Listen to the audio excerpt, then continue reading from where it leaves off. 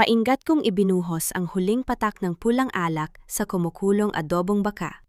Habang pinapanood ang usok na may bango ng pag-ibig at 5 taong sakripisyo ko para kay Lorenzo dito sa Maranyang kusina ng mga ilustre. Punong-puno ng pag-asa ang puso ko para sa gabi na ito. Ang gabing balak ko nang sabihin sa kanya na hindi lang ako isang simpleng guro, kundi ang tagapagmana ng San Jose Shipping. Sulat guro lang naman ang alam ng Sienna na yan, ma. Kaya wag mong isipin na dinala ko siya rito para pakasalan. Pansamantalang pampalipas oras lang ang isang tulad niya, habang hinihintay ko ang pirma ni Bianca Montesillo sa merger natin. Napatigil ang aking kamay na humahawak sa sandok. Ang boses ni Lorenzo na nagmumula sa kabilang bahagi ng pader kung saan matatagpuan ang opisina ng kanyang ina, ay dumaan sa otomatikong intercom ng kusina na nakabukas. Ang bawat salita niya ay tila patak ng asido na unti-unting tumutunaw sa 5 taon ng aking buhay. Mabuti naman at nakakaintindihan tayo, Lorenzo.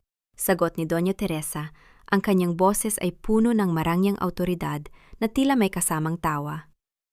Hindi maaaring ang isang hampaslupang guro mula sa probinsya ang maging mukha ng ating pamilya sa harap ng alta sosyedad sa Makati. But we have to be careful. Malaki ang naitulong niya sa kumpanya mo. Baka gumawa siya ng eksena kapag nalaman niyang ikakasal ka na kay Bianca ngayong gabi. Don't worry, Ma. I know how to handle Sienna. Malamig na tugon ni Lorenzo. Iiyak lang yan sandali, tapos bibigyan ko ng kaunting pera para bumalik sa probinsya nila. She's too soft-hearted to cause a scandal. Masunurin ang isang yan. Isang malalim at malamig na katahimikan ang bumalot sa aking buong pagkatao. Walang luha na pumatak mula sa aking mga mata. Ang init ng pagmamahal na aking inalagaan sa loob ng 5 taon ay naglaho, pinalitan ng isang nagyelong hangin na nagpatigas sa aking puso. Tiningnan ko ang simpleng apron na aking suot, ang aking mga kamay na may mga marka ng chalk at papel, at ang mamahaling ulam na aking inihanda para sa kanyang tagumpay. Isang mahinang ngiti ang sumilay sa aking mga labi.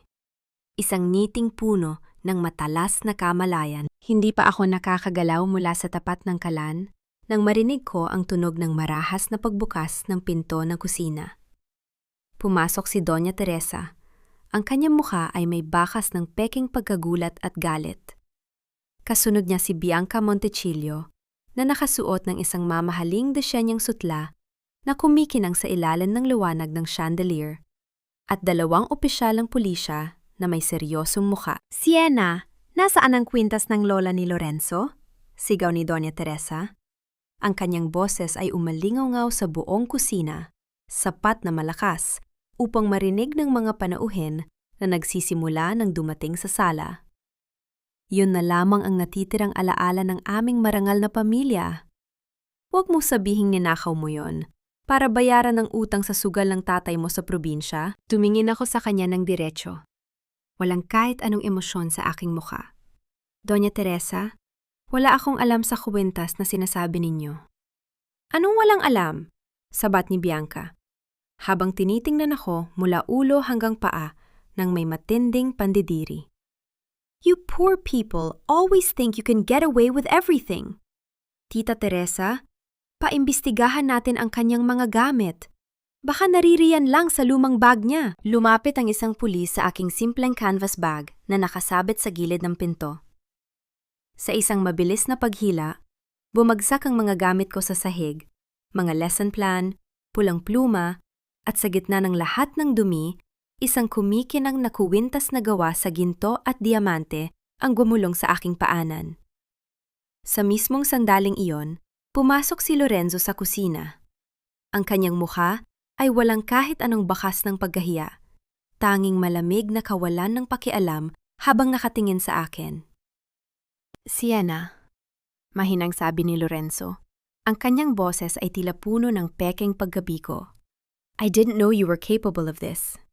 Pagkatapos ng lahat ng ginawa ng pamilya ko para sa'yo, ninakawan mo pa kami? Just accept the consequences, Sienna. Hindi ko kayang protektahan ng isang kriminal. Inatasan ni Doña Teresa ang pulis na pusasan ako.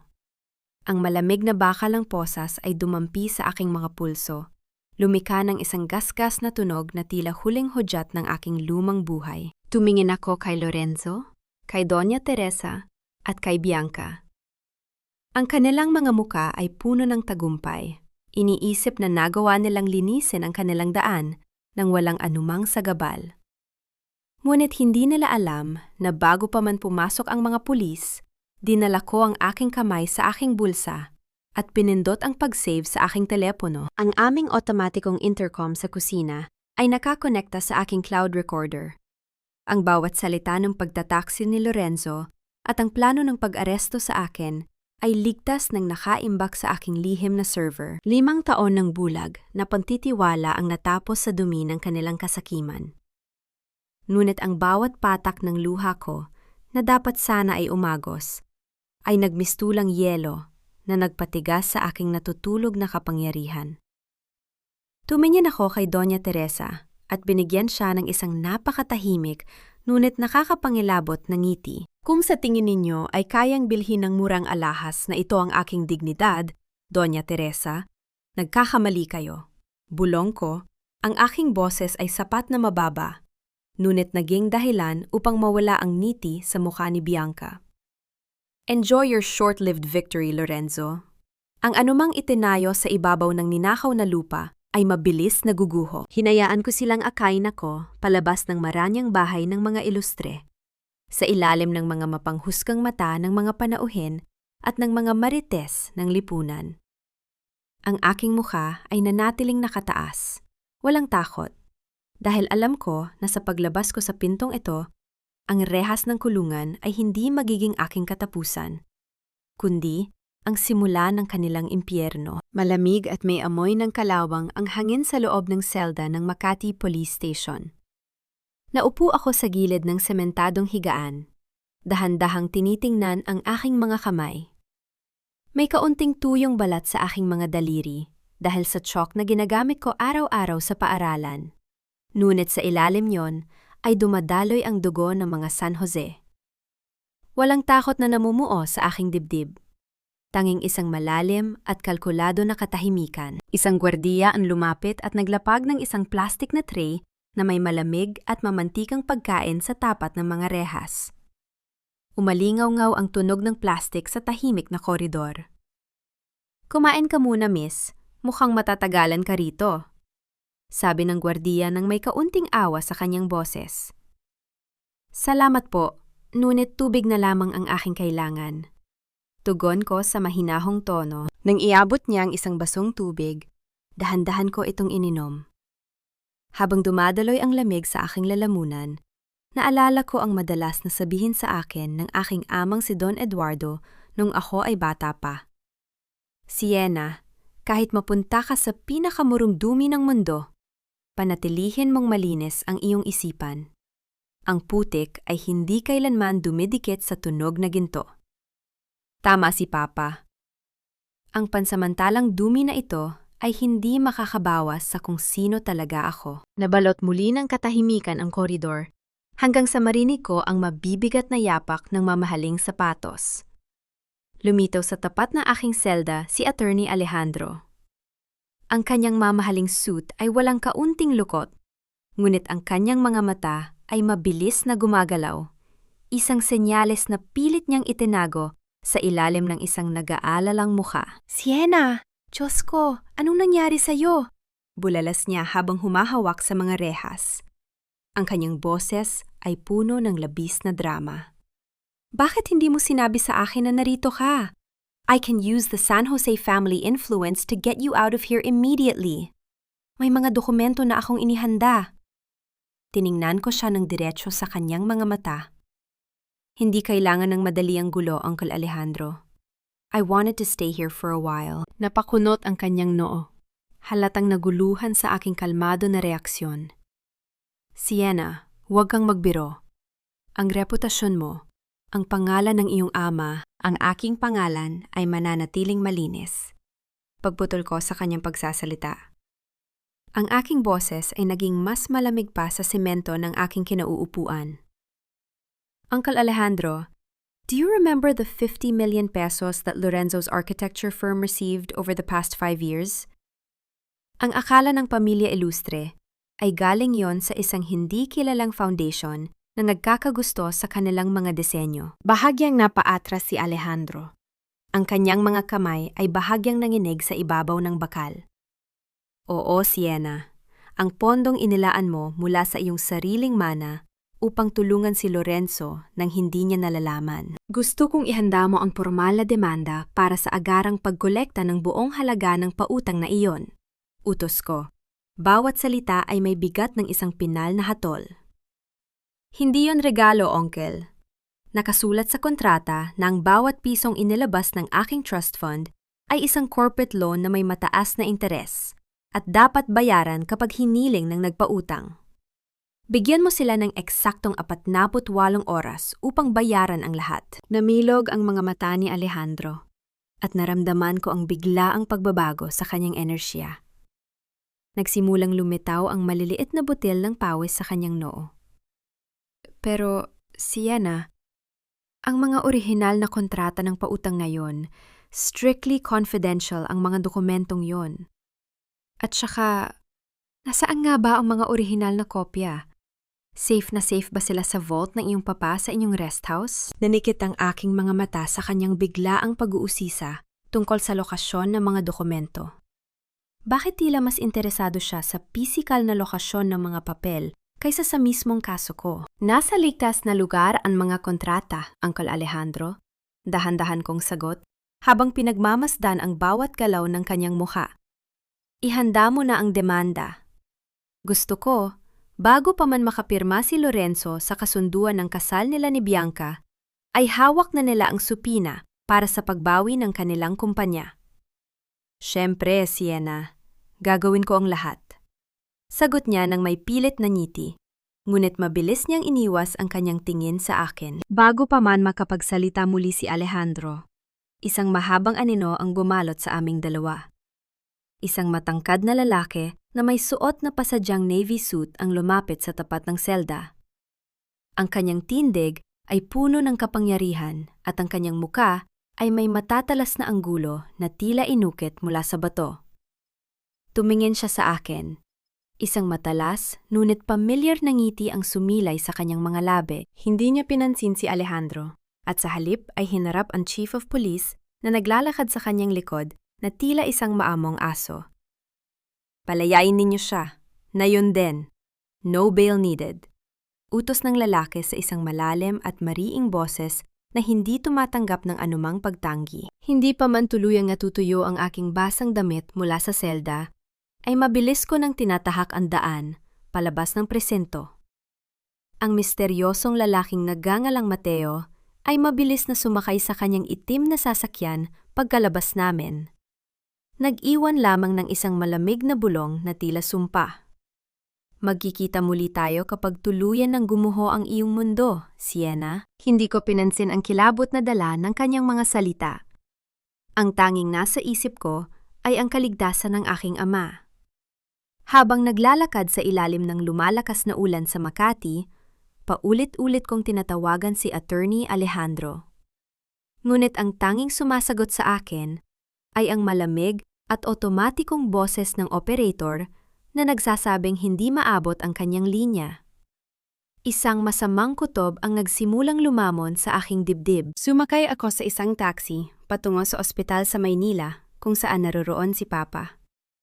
Pagkapasok ko sa malawak na lobby, sinalubong ako ng amoy ng antiseptiko at ng kakaibang katahimikan ng mga pasilyo. Ang nurse sa reception desk ay napatayo nang makita ako. Ang kanyang mga mata ay puno ng gulat at matinding awa. Ma'am Sienna, ang papa ninyo. Nangangatog ang boses ng nurse habang itinuturo ang elevator. Inilipat po siya sa ICU kaninang madaling araw. Inatake po siya sa puso. Napatigil ang aking mundo. Bago ko pa man maitanong ang dahilan, nahuli ng aking paningin ang malaking telebisyon sa dingding ng lobby. Isang sikat na morning talk show ang kasalukuyang nagpapalabas ng balita. Lumitaw sa screen ang mukha ni Doña Teresa na may suot na peking luha at hawak ang isang panyo. Napakasakit para sa aming pamilya na ang taong itinuring naming anak ay magnanakaw pala. Malumanay at puno ng drama ang boses ni Doña Teresa habang kinakapanayam ng mga reporter. Ninakaw niya ang aming kwintas upang bayaran ang utang ng kanyang ama. Ginawa ko lamang ang tama para sa dangal ng aming pangalan. Kasunod na ipinakita ang mukha ni Lorenzo na may malungkot na ekspresyon. I loved her, but her greed ruined everything. Sana ay magbago siya. Ang screen ay may malaking pamagat. Guro, arestado sa pagnanahaw ng alahas ng mga ilustre. Nanginginig ang aking mga kamao sa tindi ng galit habang mabilis na tumatakbo patungo sa ICU. Nang bumukas ang pinto ng elevator sa ikapitong palapag, ang aking mga mata ay agad na nakatutok sa salaming bintana ng silid ng aking ama. Ngunit bago ko pa man marating iyon, hinarang ako ng isang pamilyar na figura, si Attorney Alejandro. Nakatayo siya roon, ngunit hindi bilang aking tagapagtanggol. Sa kanyang tabi ay dalawang malalaking lalaki na may suot na itim na suit at may gintong pin ng pamilya Montesillo sa kanilang mga kuwelyo. Hawak ni Alejandro ang isang makapal na katad na folder. Uncle Alejandro, ano ito? Tanong ko. Pilit na pinapanatiling buo ang aking boses. Nawala ang nag-aalalang mukha na ipinakita niya sa akin sa kulungan. Pinalitan ito ng isang mapang asar at malamig na ngiti. Sienna, iha. Hindi mo na dapat pinahirapan ang sarili mong pumunta rito. Tapos na ang laro. Anong ibig mong sabihin? Ipinadadala ko ang balita ng iyong pagka-aresto sa pribadong tablet ng iyong ama kaninang madaling araw. Bulong ni Alejandro. Ang kanyang boses ay walang kaunting bahid ng konsensya. Dahil doon, muling dumanas ng matinding stroke si Don Eduardo. At dahil hindi na niya kayang magpasya, ginamit ko ang pre-signed power of attorney na iniwan niya sa akin upang ilipat ang lahat ng voting rights ng San Jose Corporation sa pamilya Montesillo. Napaatras ako. Tila nawalan ng hangin ang aking mga baga. Bakit, Alejandro? Itinuring ka naming pamilya. 5 dekada kang pinagkatiwalaan ng aking ama. Family doesn't pay the bills, Sienna. Sagot niya nang may kasakiman sa kanyang mga mata. Bianca Montesillo offered me a permanent seat on the board of Montesillo Trust and 10% of the acquired shipping lines. I gave them all the original loan agreements of the Ilustres. Ang mga kopya sa rest house ninyo? Sunog na, Sienna. Wala ka ng hawak na kahit anong patunay laban kay Lorenzo. Sinubukan kong piliting lampasan siya upang hawakan ang pinto ng ICU. Ngunit mabilis akong hinawakan ng 2 bodyguard sa aking mga balikat, marahas akong itinulak pabalik. Bawal ang estranggero rito, Messena. Panunuya ni Alejandro. You are no longer the heiress of San Jose. Isa ka na lamang guro na may kaso ng pagnanakaw. Tumingin ako sa salaming bintana ng ICU. Nakita ko ang aking ama na nakakonekta sa 12-12 ng mga tubo. Ang kanyang muka ay maputla at walang buhay. Isang solong luha ang dahan-dahang pumatak sa aking pisingi. Ngunit bago pa man ito makarating sa aking baba, mabilis ko itong pinunasan. Ang aking puso ay tuluyan ng naging asero. Papa, bawat patak ng dugo mo ay sisingilin ko ng may interes. Habang pinalayas ako ng mga bodyguard patungo sa labas ng ospital, naramdaman ko ang pagyanig ng aking telepono sa aking bulsa. Isang opisyal na abiso mula sa San Jose Trust ang lumitaw sa screen. Ang lahat ng iyong personal at corporate bank accounts sa ilalim ng pangalang Sienna San Jose ay pansamantalang sinuspinde dahil sa kasalukuyang investigasyon ng korporasyon. Nakatayo ako sa labas ng ospital, habang ang malalaking patak ng ulan ay patuloy na bumabasa sa aking buong katawan. Wala akong pera, walang tahanan, at ang aking ama ay unti-unting namamatay sa loob ng silid na kontrolado ng aking mga kaaway. Naglalakad ako sa ilalim ng malakas na ulan sa kahabaan ng Ayala Avenue sa Makati. Ang bawat patak ng tubig na tumatama sa aking mukha ay tila maliliit na karayom. Ngunit wala na akong nararamdamang lamig. Ang tanging natitira sa aking katawan ay ang matigas at nagyayelong determinasyon. Ang aking marangyang mundo ay gumuho sa loob ng isang gabi, ngunit hindi ako papayag na maging abo lamang ang aking huling hantungan. Isang makintab at itim na sasakyan ang dahan-dahang huminto sa tabi ng bangketa. Bumukas ang pinto nito at bumaba si Mateo. Hawak niya ang isang malaking itim na payong habang mabilis na lumalapit sa akin. Itinataguyod niya ang payong sa itaas ng aking ulo, hinaharangan ang malalakas na patak ng ulan na sumisira sa aking paningin. Tumingin siya sa akin.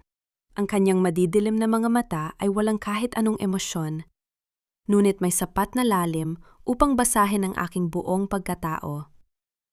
Sabi ko naman sa iyo, Sienna, magkikita tayo kapag tuluyan ng gumuho ang iyong mundo. Hindi ako sumagot. Sumakay ako sa kanyang sasakyan nang walang pag-aalinlangan. Sa puntong ito, wala na akong natitirang bagay na maaaring mawala sa akin. Dinala ako ni Mateo sa kanyang pribadong opisina sa isang mataas na gusali sa Bonifacio Global City. Ang silid ay moderno, tahimik, at may malaking bintana na nagpapakita ng maulap na kalangitan ng Maynila. Inabutan niya ako ng isang malinis at mainit na tuwalya upang patuyuin ang aking basang buhok. Sa ibabaw ng kanyang malaking mesa na gawa sa mahogany, may ilang makakapal na folder na nakalatag. Inilapit niya ang kanyang upuan at binuksan ang isa sa mga folder. Tingnan mo ito, Sienna. Lumapit ako at tiningnan ang mga dokumento. Namilog ang aking mga mata.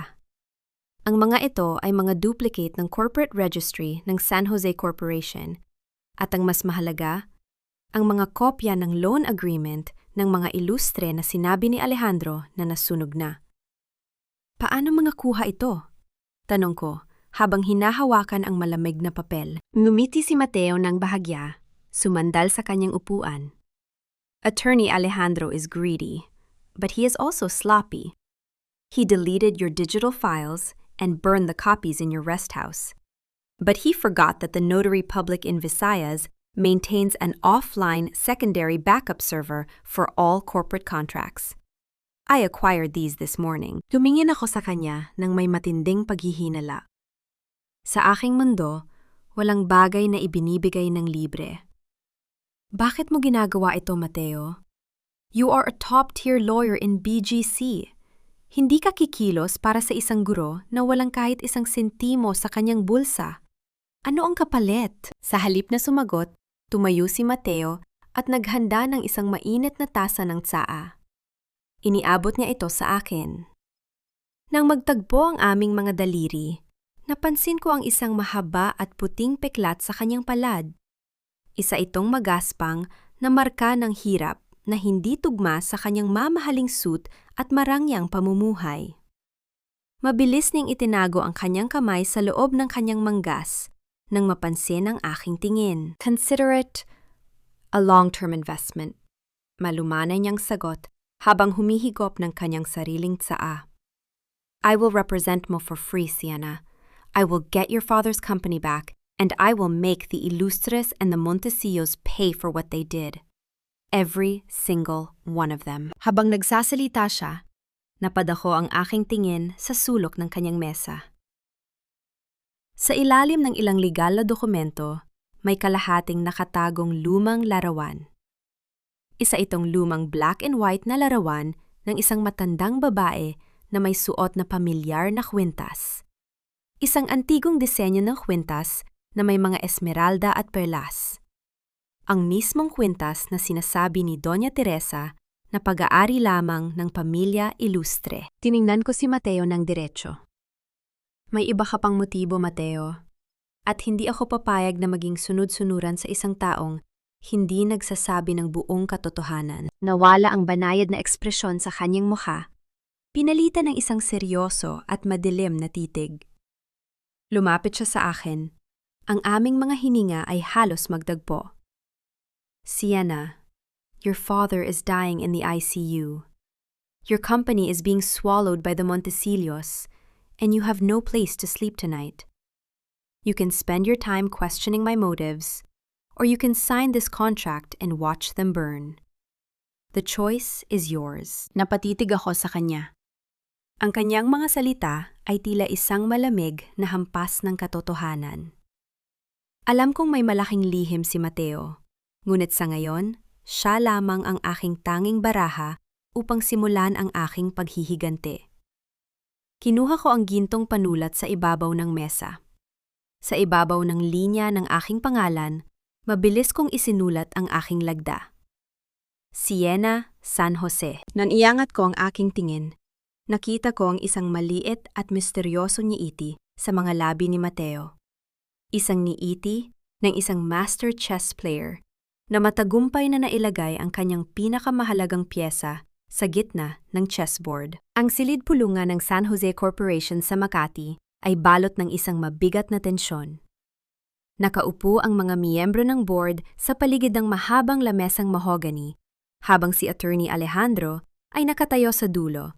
Hawak ang mga dokumento ng pagbebenta ng aming mga ari-arian sa pamilya Montecillo. Pirmahan ninyo na ito, gentlemen, kumbinsi ni Alejandro, habang inaayos ang kanyang salamin. This is the only way to save San Jose Shipping from bankruptcy after Don Eduardo's tragedy.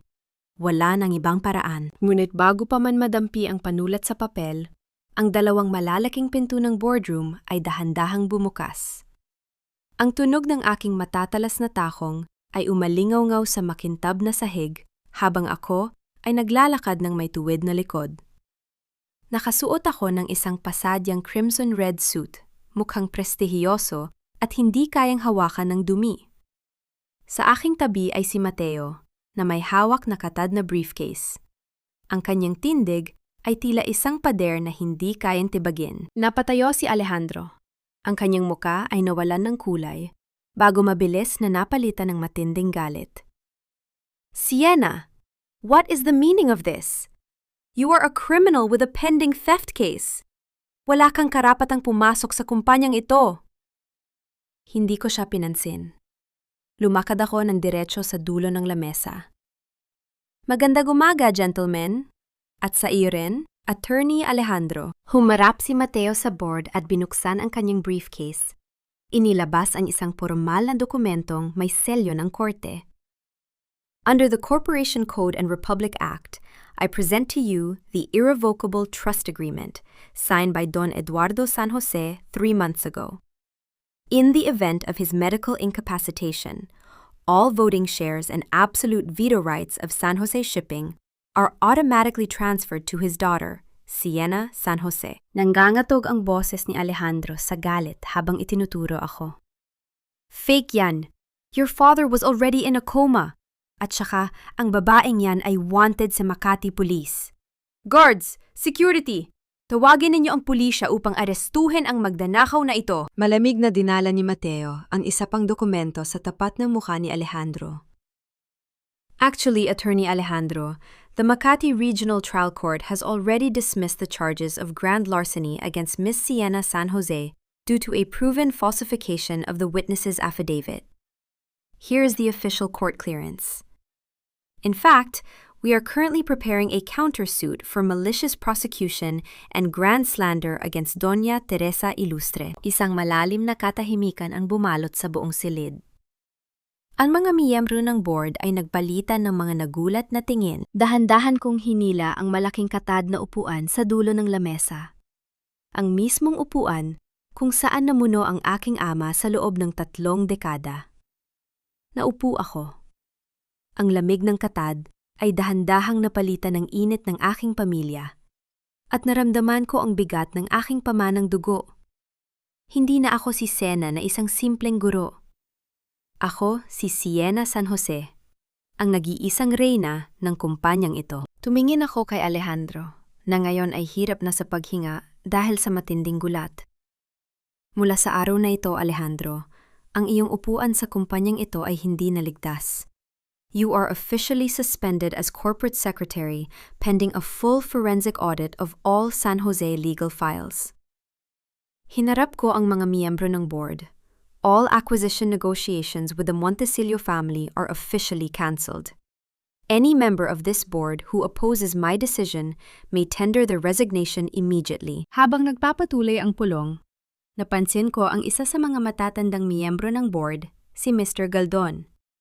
Palihim niyang tiningnan ang kanyang telepono sa ilalim ng lamesa, bago dahan-dahang lumabas ng silid upang gumawa ng isang nagmamadaling tawag kay Bianca Montesilio. Mukhang mas malalim pa ang espiya sa loob ng aking kumpanya kaysa kay Alejandro. Matapos ang pulong, habang si Alejandro ay ine-eskorte ng mga security guard palabas ng gusali, huminto siya sa aking tapat sa pasilyo.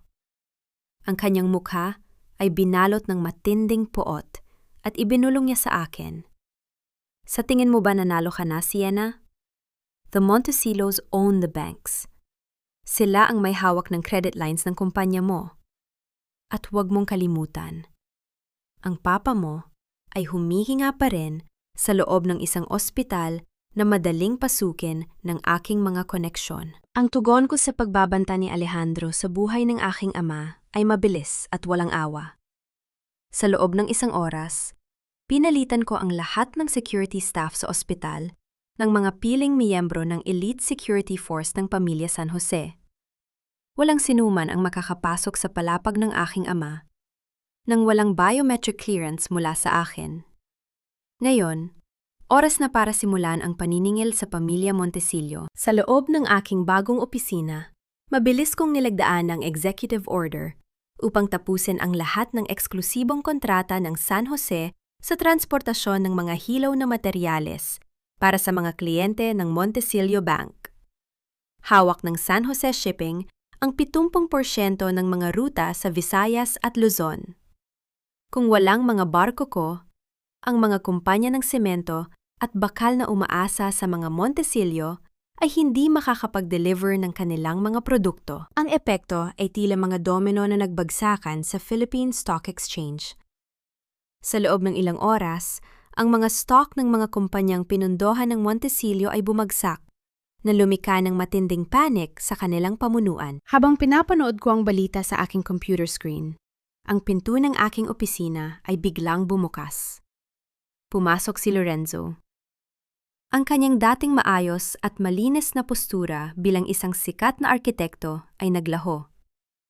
Mukha siyang pagod. Gusot ang kanyang polo shirt at may takot sa kanyang mga mata. Ang credit line ng kanyang kumpanya ay pansamantalang hininto ng Montesilio Bank dahil sa krisis, at ang kanyang mga proyekto ay nanganganib na maglaho. Sienna, please. Nagmakaawa si Lorenzo habang lumalapit sa aking mesa. Ang kanyang boses ay nangangatal. Balikan mo ang kontrata. My firm is going bankrupt. 5 taon, Sienna. 5 taon nating inalagaan ang isa't isa. Hindi mo ba kayang patawarin ang nagawa ko? Napilitan lang ako ni Mama. You know how she is. She threatened to disown me. Tiningnan ko siya. Naramdaman ang isang kakaibang hala ng awa at matinding pandidiri. Sa ibabaw ng aking mesa ay nakalatag ang isang lumang Parker fountain pen. Ang panulat na binili niya para sa akin gamit ang kanyang unang maliit na komisyon taon na ang nakalilipas. Noon, itinuturing ko yon na tila ginto. Dahan-dahan ko itong kinuha. Tinitigan ang tatak nito sa loob ng 1 segundo. Bago ito marahas na binitiwan sa ibabaw ng basurahan na gawa sa bakal sa tabi ng aking mesa. Lumika ito ng isang mapurol at pinal na tunog ng pagbagsak. Ang pag-ibig, Lorenzo, ay hindi kailanman sapat na dahilan para sa kawalan ng gulugod. Malamig kong sagot. You chose your mother's greed and Bianca's money over 5 years of my devotion. Ngayon, panindigan mo ang iyong pinili. Pinihit ko ang intercom sa aking mesa. Security, pakisuyo na ilabas si Mr. Ilustre sa aking opisina. He is trespassing. Bago pa man siya mahawakan ng mga gwardya, ang pinto ay muling bumukas at pumasok si Bianca Montesilio na nagliliyab ang mga mata sa galit. Sienna, you think you are so clever? You just signed the death warrant of San Jose Corp. My father is already talking to the central bank. We will pull every single loan and freeze your corporate credit. Mula sa madilim na sulok ng aking opisina, dahan-dahang lumabas si Mateo. Hawak ang isang makapal na pulang folder. Not so fast, Miss Montesilio. Bago pa man makipag-usap ang iyong ama sa Central Bank, baka gusto niya munang ipaliwanag ito sa Bureau of Internal Revenue. Inilapag ni Mateo ang folder sa tapat ni Bianca. This folder contains 5 years of off-the-books transactions, tax evasion schemes, and money laundering accounts within Montecillo Trust. Isantawag ko lang sa BIR. At ang bangko ninyo ay haharap sa isang malaking freeze order. Nawalan ng kulay ang mukha ni Bianca. Tiningnan niya ang pulang folder. Pagkatapos ay tumingin sa akin at kay Mateo, bago marahas na hinila si Lorenzo palabas ng aking silid nang walang nagawa. Matapos ang kanilang pag-alis, naramdaman ko ang pagyanig ng aking personal na teleponyo. Isang mensahe mula sa isang hindi nakarehistrong numero ang lumitaw. Sienna, huwag kang masyadong magtiwala kay Mateo. He is playing a deeper game with the Ilustres than you think. Dahil sa babalang yon, nang sumapit ang gabi, ginamit ko ang lihim na GPS tracker na idinikit ko sa sasakyan ni Mateo habang kami ay nasa ospital. Sinundan ko siya hanggang sa isang madilim at eksklusibong cafe sa San Lorenzo, Makati. Ipinarka ko ang aking sasakyan sa tapat ng cafe. Sa pamamagitan ng salaming bintana nito, dumanas ng matinding gulat ang aking puso. Si Mateo ay nakaupo sa tapat ni Doña Teresa. Dahan-dahan niyang iniyabot sa matandang babae ang isang lumang dokumento na mukhang isang sertipiko ng kapanganakan, habang si Doña Teresa ay umiiyak. Mga luha ng matinding takot, hindi ng kaligayahan. Ang nakita ko sa cafe ay naging hudyat upang simulan ko ang aking sariling investigasyon. Hindi ako papayag na maging bulag na piyesa sa laro ng iba. Kinabukasan, binisita ko si Manang Chona, ang matandang kasambahay na pinatalsik ni Doña Teresa maraming taon na ang nakalilipas, sa kanyang maliit na tahanan sa Tondo. Bagaman matanda na, ang kanyang alaala ay nanatiling matalas tulad ng isang talim. Bago pa naging maranya ang buhay ni Teresa sa Makati, may anak na siya sa probinsya. Pabulong na kwento ni Manang Chona habang nanginghinig ang kanyang mga kamay na hawak ang baso ng tubig. Iniwan niya ang batang iyon sa kahirapan upang maging asawa ng ama ni Lorenzo. Ang pangalan ng bata, Mateo Makaspak. Gamit ang impormasyong iyon, humingi ako ng sertipikadong kopya ng birth certificate mula sa Philippine Statistics Authority. Ang katotohanan ay nakasulat sa opisyal na papel. Ang biyolohikal na ina ni Mateo ay walang iba, kundi si Teresa Makaspak, na ngayon ay kilala bilang Doña Teresa Ilustre. Kinabukasan, pumasok ako sa opisina ni Mateo sa BGC nang walang appointment. Siya ay kasalukuyang nagbabasa ng mga legal na dokumento. Lumakad ako ng diretso sa kanyang mesa at marahas na inilapag ang kopya ng kanyang birth certificate kasama ang larawan ng kanilang pagtatagpo ni Doña Teresa kagabi. Ang ganda ng gabi ninyo kagabi sa San Lorenzo, Mateo. O mas magandang tawagin kitang Mateo Makaspak Ilustre? Hindi nagpanik si Mateo. Dahan-dahan niyang ibinaba ang kanyang panulat at tinitigan ang dokumento bago iyangat ang kanyang tingin sa akin.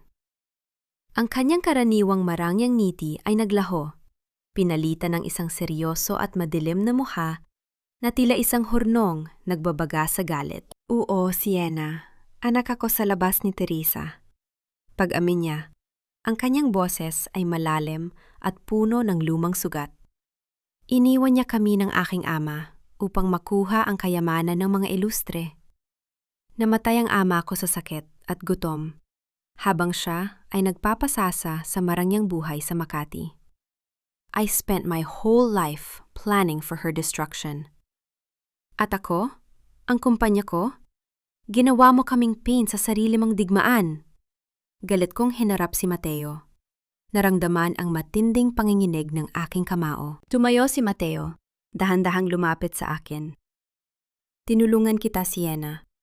Ngunit kailangan ko ang krisis sa transportasyon ng San Jose upang pilitin si Teresa na isuko ang kanyang natitirang mga ari-arian sa akin.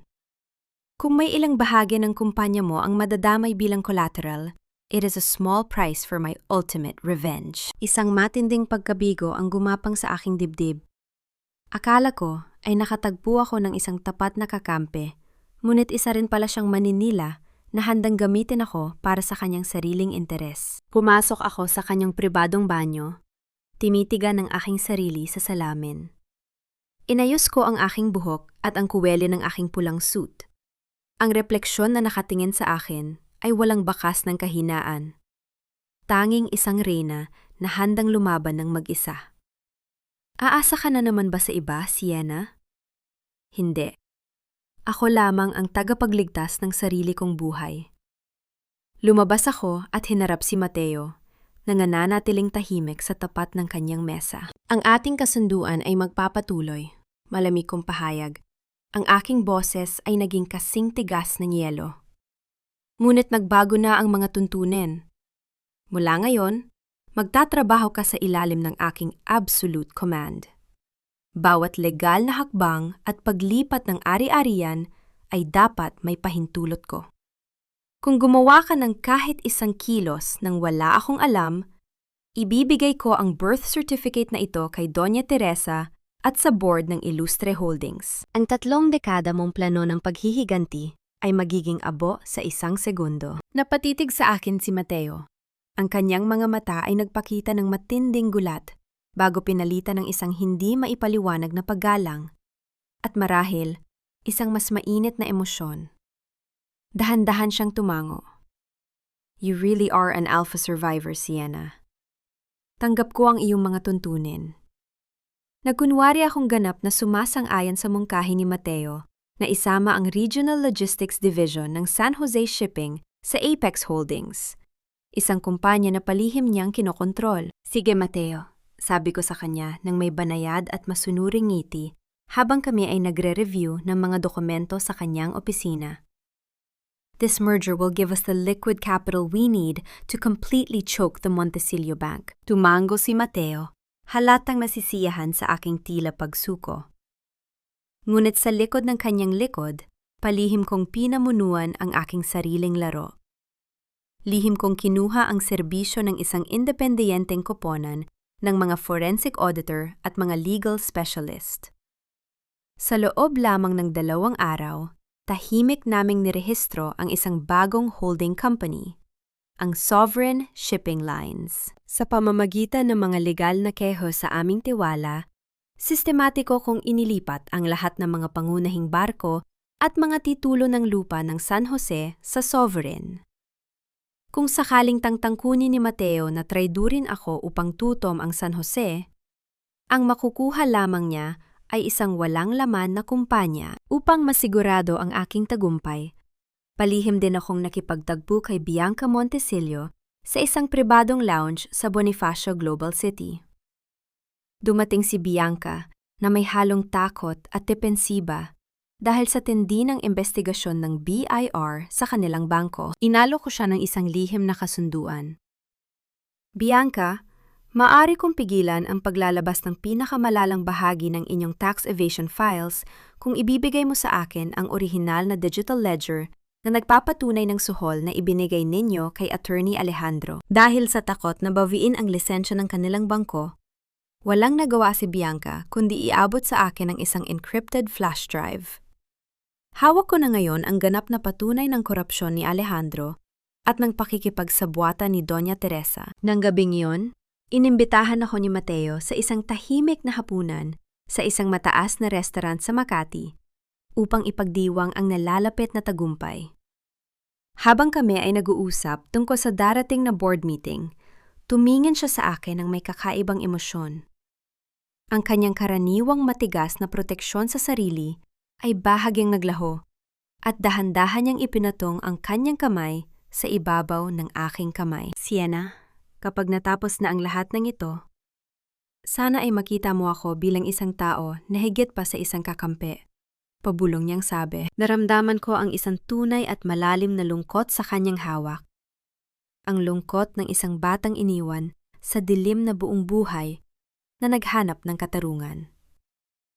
Sa isang segundo, bahagyang lumambot ang aking puso. Ngunit dahan-dahan ko ring inalis ang aking kamay upang kunin ang aking baso ng alak. Maaari kong maunawaan ang iyong sakit, Mateo. ngunit hindi ko hahayaan na bulagin muli ako nito. Nang bumalik ako sa aking sasakyan na nakaparada sa valet area, isang kakaibang bagay ang nakakuha ng aking pansin. Sa ibabaw ng passenger seat ay may isang gintong susi na may maliit na papel na nakasulat. Makati Safe Deposit Box, 402. Walang anumang bakas ng sapilitang pagbubukas sa pinto ng aking kotse. Sino ang nag-iwan nito? Bago ko pa man masimulan ang pagandar ng sasakyan, biglang tumunog ang aking telepono. Ang pangalan ni Dr. Alcantara, ang personal na doktor ng aking ama, ay lumitaw sa screen.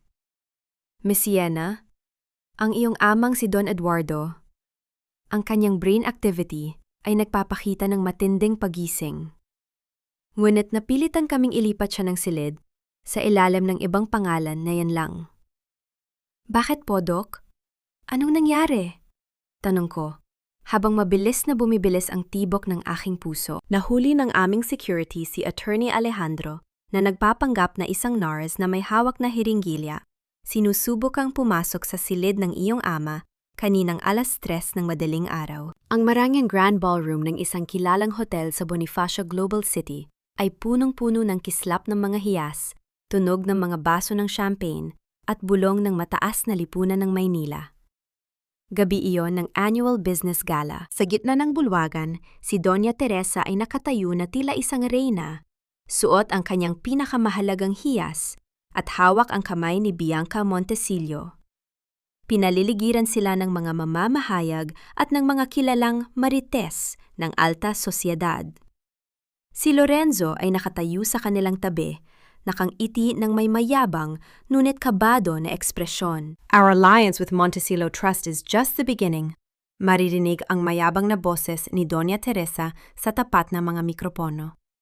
Ito ang bagong simula ng mas malakas na Ilustre Holdings. Dahan-dahan kong binuksan ang pinto ng bulwagan.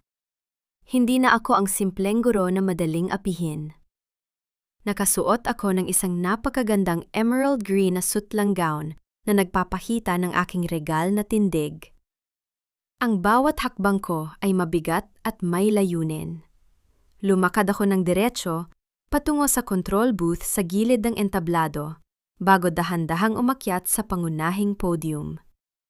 Nang tumama sa akin ang liwanag ng spotlight, ang bulong ng mga tao ay biglang napalitan ng isang malalim na katahimikan. Magandang gabi, Manila, panimula ko. Ang aking boses ay malinaw na umalingaw-ngaw sa buong bulwagan. Ngayong gabi, habang ipinagdiriwang ni Doña Teresa ang bagong simula ng kanyang pamilya, nais ko sanang ipakita sa inyo ang tunay na pundasyon ng kanyang tagumpay. Sumenyas ako sa teknisyan na binayaran ko na bago pa man magsimula ang gabi.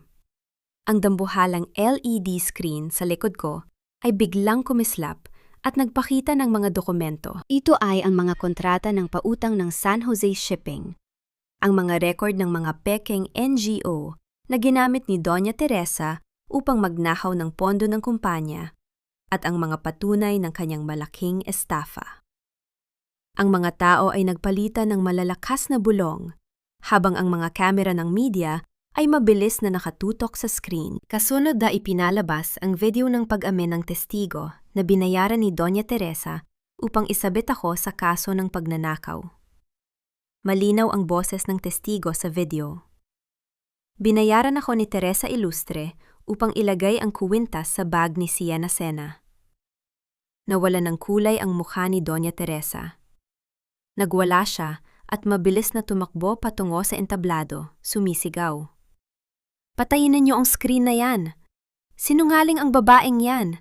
She is a criminal. Sinubukan niyang itulak ang mga staff, ngunit ang mga security guard ng hotel na nasa ilalim ng kontrata ng San Jose ay mabilis na humarang sa kanyang daan, gumawa ng isang matigas na pader ng proteksyon sa aking tapat. Si Lorenzo ay patakbong lumapit sa podium. Ang kanyang mukha ay puno ng matinding desperasyon. Sienna, please. What are you doing? In front of all these people. Don't destroy my life. Mahal pa rin kita, Sienna. Let's talk about this privately. Tiningnan ko siya mula sa itaas ng entablado. Ang aking ngiti ay maganda, perpekto, ngunit ganap na walang buhay. Ang oras para sa pribadong pag-uusap, Lorenzo, ay natapos na noong hinayaan mong pusasan ako sa harap ng iyong mga bisita. Sinabi ko na sa iyo, ang anumang itinayo sa ibabaw ng ninakaw na lupa ay mabilis na guguho. Bumukas ang malalaking pinto ng ballroom. Pumasok ang mga ahente ng National Bureau of Investigation, NBI. Ang kanilang mga badge ay kumikinang sa ilalim ng mga chandelier. Lumakad sila ng diretso kay Doña Teresa at pinalibutan ito. Teresa Ilustre, you are under arrest for grand estafa and falsification of public documents. Pahayag ng pinuno ng mga ahente habang kinakabitan siya ng posas. Bago pa man siya tuluyang mailabas, ipinakita ko ang huling dokumento sa screen. By the way, Teresa, dahil hindi ninyo nabayaran ang 50 milyong piso na pautang ng San Jose, ang Ilustre Holdings at ang inyong mansyon sa San Lorenzo ay opisyal ng kinuha ng Sovereign Shipping Lines. You are officially homeless. Iniwan ko ang nagwawalang si Doña Teresa sa gitna ng kislap ng mga kamera ng media. Sumakay ako sa elevator na ginto ang dingding. Tiningnan ko ang aking sarili sa salamin. Walang luha. Tanging ang malamig at maningning na tingin ng isang reyna na matagumpay na nabawi ang kanyang korona. Ngunit nang tingnan ko ang aking telepono, napansin kong wala akong natanggap na mensahe mula kay Mateo. Nanghako siyang sasamahan ako ngayong gabi, ngunit hindi siya sumipot. Nasaan siya? Biglang tumunog ang aking telepono. Ang pinuno ng aking security sa ospital ang tumatawag. Miss Sienna, ligtas po ang inyong ama. Ngunit narito si Mateo sa loob ng silid ni Don Eduardo. May hawak po siyang retroactive asset liquidation form na nilagdaan ni Attorney Alejandro bago ito ma-arrest. Kung maisampa niya ito sa korte ngayon, ang Sovereign Shipping ay mawawalan ng bisa. At ang lahat na niyong ari-arian ay muling ma-freeze. Mabilis kong pinatakbo ang aking sasakyan pabalik sa ospital. Ang aking puso ay binalot ng matinding takot at nag-aalab na galit. Hindi ko hahayaan na matapos kong mabawi ang aking korona, ay manakaw naman ang natitirang buhay ng aking ama. Mabilis kong tinahak ang hagdanan patungo sa pribadong silid ni Papa. Nilalagpasan ang mabagal na elevator. Marahas kong binuksan ang pinto ng silid. Sa loob ng tahimik na silid, dumanas ng matinding gulat ang aking puso. Ang aking amang si Don Eduardo ay nakasandal sa kanyang kama, gising ang kanyang mga mata at may malinaw na kamalayan. Nakatayo sa kanyang tabi si Mateo. Tiningnan ko ang papel na hawak ni Mateo. Handa na akong makipaglaban. Mateo, huwag mong subukang galawin ang San Jose. Dahan-dahang lumingon sa akin si Mateo. Ang kanyang mata ay banayad at walang kahit anong bakas ng kasamaan. Iniikot niya ang papel upang ipakita ito sa akin. Hindi ito dokumento ng pag-agaw sa aking kumpanya. Ito ay ang opisyal at notaryadong pag-amin ng kasalanan ni Attorney Alejandro.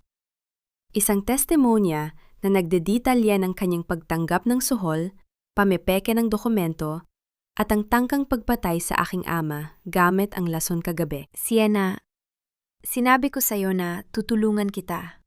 Malumanay na sabi ni Mateo. Ang kanyang boses ay walang kaunting pagkabahala. Hindi ako pumunta rito upang agawin ang kumpanya mo. Pumunta ako upang kunin ang huling piraso ng patunay mula kay Alejandro bago pa man siya tuluyang makatakas ng bansa. Ipinadala na ni Mateo ang kopya ng pag-amin na ito sa Integrated Bar of the Philippines at sa Department of Justice. Si Alejandro ay opisyal ng tinanggalan ng lisensya bilang abogado at haharap sa habambuhay na pagkakakulong dahil sa attempted murder. Sa mismong sandaling iyon, ang pinto ay bumukas at pumasok ang 2 pulis ng ospital. Hila-hila ang nakaposas na si Alejandro. Umiiyak at nagmamakaawa ang matandang traidor habang nakatingin sa aking ama. Eduardo, pamilya tayo. Sienna, patawarin mo ako. Napilitan lang ako ng mga Montesillo, sigaw ni Alejandro. Ngunit tinitigan lamang siya ng aking ama ng may matigas na dignidad bago dahan-dahang ipikit ang kanyang mga mata. Mabilis na inilabas ng mga pulis ang nagmamakaawang traidor. Mabilis akong lumapit sa gilid ng kama ng aking ama. Hinawakan ko ang kanyang nangiinginig na kamay. Tumingin si Papa sa akin. Ang kanyang mga mata ay may luha ng matinding ginhawa at pagmamalaki. Ipinagmamalaki kita, Sienna.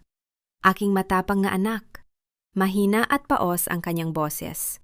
Ngunit sapat na upang magdala ng isang patak ng luha sa aking pisngi. Isang luha ng tunay na kapayapaan. Naibalik ko ang dangan ng aming pamilya at nailigtas ko ang buhay ng aking ama. Sa labas ng ospital, ang pagbagsak ng aming mga kaaway ay nagpatuloy. Bianca Montesillo ay opisyal ng nagdaos ng isang press conference. Inihahayag na ang kanilang bangko ay tuluyan ng pumutol ng lahat ng transaksyon sa mga ilustre upang iligtas ang kanilang sariling lisensya mula sa investigasyon ng BIR na aking pinasimulan. Iniwan niya si Lorenzo na walang kahit isang kakampi. Nang bumaba ako sa lobby ng ospital upang asikasuhin ang mga papel ni Papa, nakita ko si Lorenzo na naghihintay doon. Mukha siyang sirang-sira, gusot ang kanyang mga damit at may mga mata na puno ng desperasyon. Sa harap ng lahat ng mga nurse at bisita sa lobby, maraha siyang lumuhod sa aking paanan. Sinusubok ang hawakan ang dulo ng aking emerald green na gown. Sienna, please, nagmamakaawa ako sa iyo. Umiiyak niyang sabi habang gumagapang sa malamig na sahig. Nawala na ang lahat sa akin. My firm is bankrupt. My mother is in jail. I will do anything, Sienna. Gagawin ko ang lahat ng gusto mo, maging aso mo lang. Huwag mo lang akong sirain ng ganito. Napatigil ako. Tiningnan ko ang lalaking lumuluhod sa aking paanan. Ngunit wala na akong nararamdamang galit o poot. Tanging isang malawak at malamig na kawalan ng pakialam. Dahan-dahan kong inalayo ang dulo ng aking damit sa kanyang maruruming kamay at nilagpasan ko siya na parang isang hanging dumaan. Iniwan siyang umiiyak sa malamig na sahig ng ospital. Nang bumalik ako sa silid ni Papa, napansin kong wala na si Mateo. Ngunit sa ibabaw ng maliit na lamesa sa tabi ng mga gamot ni Papa, may iniwan siyang isang folder. Binuksan ko ito. Sa loob ay may isang flight confirmation ticket patungong Madrid, Espanya, at isang aprobadong visa sa ilalim ng kanyang pangalan. Nakatakda siyang umalis sa susunod na linggo. Mabilis akong umakyat patungo sa rooftop ng ospital, kung saan sinabi ng aking security na doon pumunta si Mateo. Bumukas ang pinto ng rooftop at sinalubong ako ng malamig na hangin ng gabi sa Maynila na nagpalipad sa aking damit. Nakatayo si Mateo sa tapat ng railings, nakatingin sa mga ilaw ng lungsod. Lumakad ako papalapit sa kanya. Mateo, kailangan na nating tapusin ang ating laro. Dahan-dahan siyang lumingon sa akin, at ang aming huling paghaharap ay nagsimula. Ang gabi sa rooftop ng ospital ay balot ng isang malamig at malalim na katahimikan. Sa ibaba, ang mga ilaw ng lungsod ng Maynila ay kumikinang na tila mga dambuhalang hiyas sa dilim, habang ang malakas na pagaspas ng hangin ay nagpapalipad sa aking emerald green na gown. Nakatayo si Mateo sa tapat ng railings, nakatingin sa malayo. Nang marinig niya ang tunog ng aking mga yapak, dahan-dahan siyang lumingon. Ang kanyang mga mata ay may bakas ng matinding pagod, ngunit may isang uri ng kapayapaan na hindi ko pa nakikita sa kanya noon. Dumating ka, Sienna, malumanay niyang sabi. Ang kanyang boses ay tinangay ng hangin. Lumakad ako papalapit sa kanya. Bawat hakbang ay puno ng kalkuladong lakas. Alam ko ang plano mo, Mateo. Nais mong gamitin ang Regional Logistics Division ng San Jose upang gawing garantiya para sa pag-atake mo sa Ilustre Holdings. Kung nagtagumpay ka, makukuha mo ang parehong kumpanya. Ngunit may isang bagay kang nakalimutan. Inilabas ko ang isang legal na dokumento mula sa aking maliit na bag. Ang Apex Holdings ay umaasa sa isang malaking credit line mula sa Montesillo Trust. Binili ko ang utang na yon mula kay Bianca kaninang hapon, bago pa man ma-freeze ang kanilang mga ari-arian. Sa madaling salita, Mateo, ako na ang nagmamay-ari ng kumpanya mo. Ako na ang bago mong boss. Inaasahan kong magagalit siya.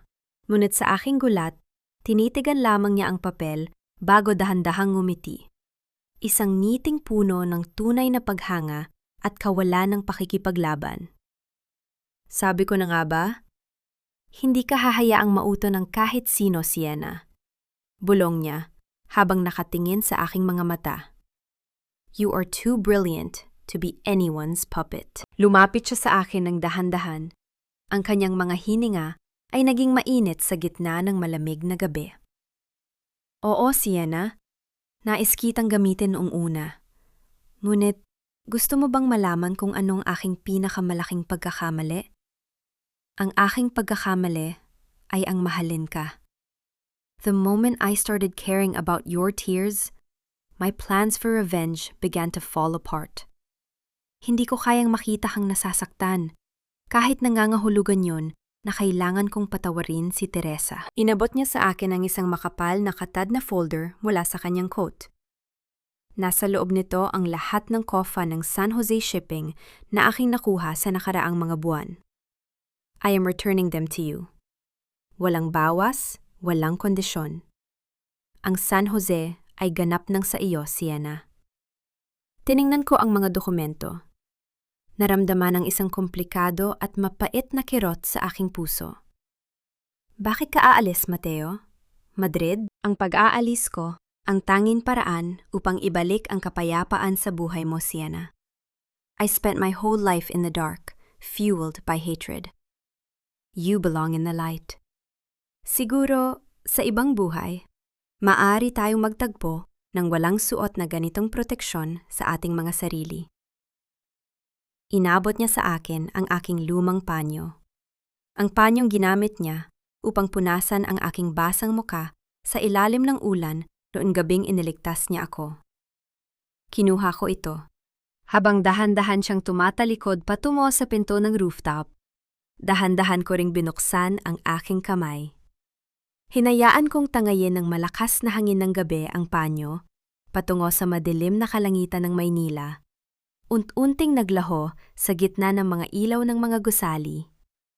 Kasabay ng paglipad nito, ang huling bahagi ng aking sakit, ng aking mga luha, at ng aking nakaraan ay tuluyan ng naglaho. Nang gumaba ako sa lobby ng ospital, ang telebisyon sa dingding ay kasalukuyang magpapalabas ng isang espesyal na ulat ng balita.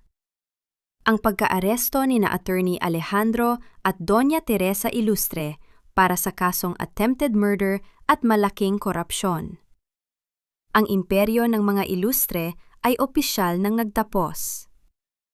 Nakatayo ako sa gitna ng lobby, pinapanood ang pagsikat ng umaga sa labas ng salaming pinto ng ospital.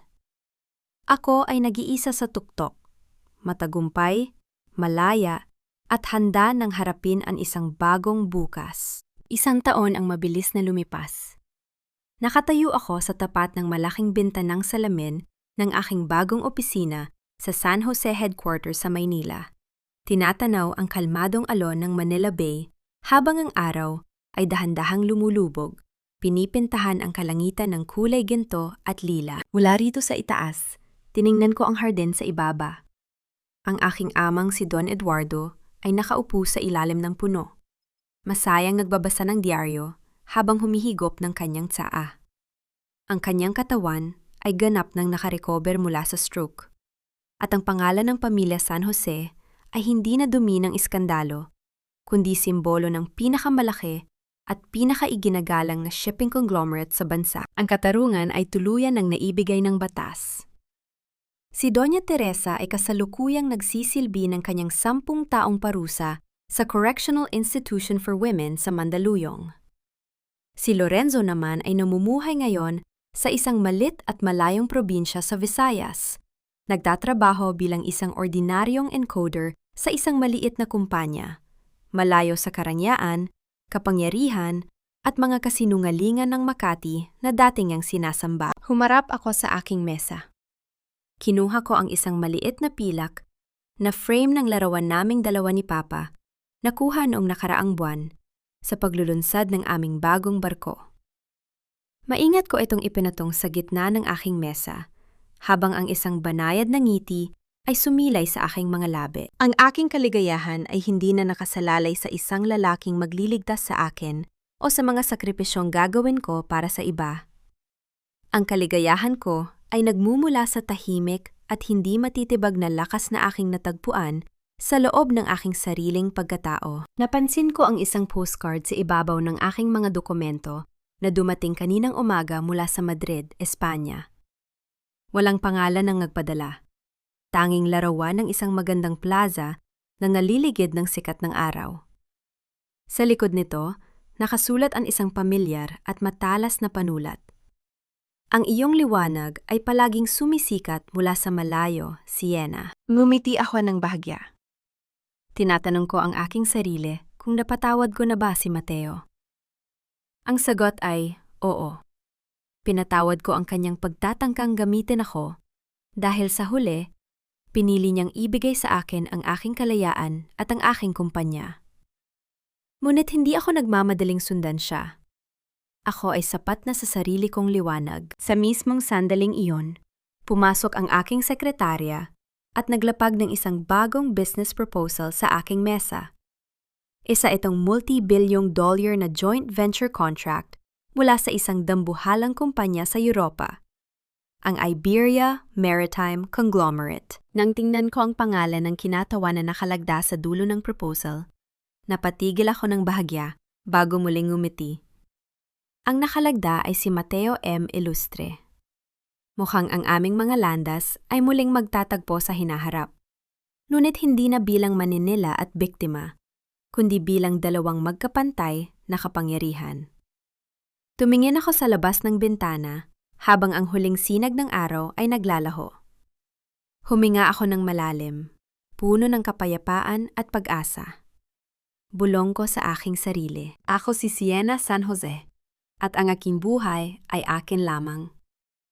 Sa bawat paghampas ng alon sa pampang ng Maynila, natatapos ang isang yugto ng hapes at nagsisimula ang isang umagang puno ng kalayaan.